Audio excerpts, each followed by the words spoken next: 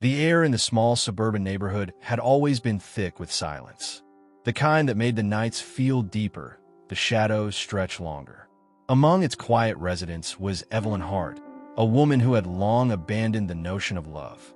After years of loneliness, she had grown accustomed to the solitude of her home, the rhythm of her predictable days. That was until the dreams began. They started as whispers in the dark, haunting murmurs that caressed her ears as she drifted into sleep. Then the presence came, a faceless lover, someone who touched her in ways no man ever had, yet whom she never saw. It wasn't fear that gripped her, but something stranger, an insatiable longing. Every night, the figure would visit, their intimacy growing, until the dream became so vivid it felt real. And then the sickness came. Evelyn felt the changes before she admitted them. Nausea in the mornings, an unshakable fatigue, the slow realization that something inside her was growing. The test confirmed what she feared most. She was pregnant. But how? She had been alone for years. No man had touched her, not in the waking world. Confusion turned to terror when she felt it move inside her. She confided in no one. Who would believe her? Instead, she carried the secret, letting paranoia consume her. The presence, however, did not return. The dreams ceased, and the deeper she sank into her own madness, the more convinced she became that something unnatural had taken root in her.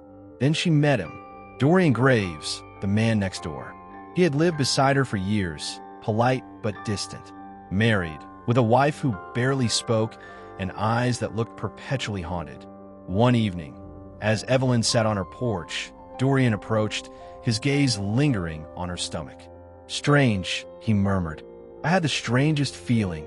I should talk to you." A chill ran through Evelyn. "Why?" Dorian hesitated. Then, almost reluctantly, he said, "Have you been having dreams?"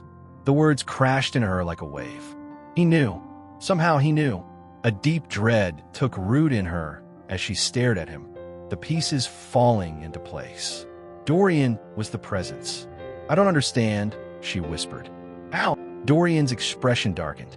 "I've been sleepwalking," he admitted, "for months, waking up in strange places, feeling like I'm not alone in my own skin." His voice dropped to a whisper. "I think something's been using me." Evelyn felt her breath catch. "Something? My wife," his voice wavered. "She's been acting differently. At first, I thought it was stress. Then I started noticing things, waking up with dirt under my nails, bruises on my arms. And last night, I saw her watching me while I slept. But it wasn't her eyes looking at me." Evelyn's stomach twisted. The baby moved inside her, as if it, too, knew the truth. They dug into the past, into the history of their houses. What they uncovered sent a ripple of horror through them. Decades ago, a woman had lived in Dorian's home, a woman betrayed. Her husband, a cruel and manipulative man, had taken a mistress, leaving his wife to waste away in sorrow. When she finally took her own life, her last words were a curse. "He will be mine again, no matter the form, no matter the time." Evelyn shuddered as she read the words aloud. "She's possessing you," she said to Dorian. "Using you." Dorian's face was pale. "To be with you." The baby kicked violently, and Evelyn gasped in pain. Something inside her knew. It wasn't just a child growing within her. It was a vessel, something far more sinister. Panic set in. They had to end it.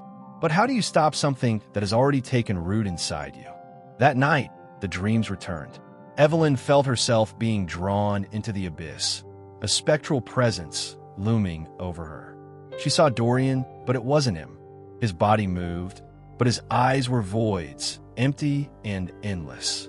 And standing behind him was a woman in white, her face half decayed, whispering his name. "You were mine," she cooed, pressing her fingers against his skull. "You will always be mine." Evelyn screamed, wrenching herself awake. Beside her bed stood Dorian, his body stiff, eyes black with something inhuman. "Run," he choked out before his face twisted into a snarl. The next moments were chaos. Dorian lunged, his hands outstretched, but Evelyn dodged, running through the house. The baby inside her pulsed with unnatural heat. She grabbed a mirror from the wall and turned it toward him. The reflection that stared back was not his own. A guttural screech filled the air. The entity inside him convulsed, twisting his limbs in agony. Evelyn, with every ounce of strength left in her, smashed the mirror. Glass exploded in all directions, and with it, so did the hold of the ghostly presence. Dorian collapsed, gasping, his eyes clearing. But something was wrong. Evelyn felt it. Her stomach was ice cold, the baby inside her suddenly still. And then, as if exhaling its final breath, the house went silent. In the months that followed, neither she nor Dorian spoke of that night. His wife disappeared, vanishing without a trace, and whispers spread through the neighborhood about the strange occurrences in their homes. But Evelyn knew the truth. The baby, born weeks later, did not cry, did not laugh, did not blink like a normal child.